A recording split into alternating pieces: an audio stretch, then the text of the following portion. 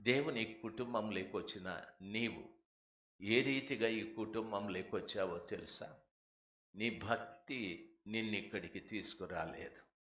Bible సెలవిస్తది, నా తండ్రి వానిని ఆకర్షించితేనే తప్ప ఎవడు నా యొద్దకు రాలేడు అని చెప్పాడు.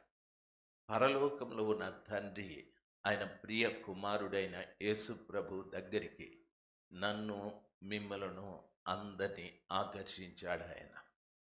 మీరెవరు అంటే, ఫలానా సంఘం మాది, ఫలానా పాస్టర్ గారి మందిరంలో మేముంటున్నాం అని మీరు చెప్తూ ఉంటారు. లేదు, మీరెవరు అంటే ఆకర్షించబడిన వారం. ఎవరి చేత ఆకర్షించబడ్డారంటే తండ్రి చేత. ఎవరి వద్దకు ఆకర్షించబడ్డారంటే ఆయన ప్రియ కుమారుడైన యేసు ప్రభు దగ్గరికి.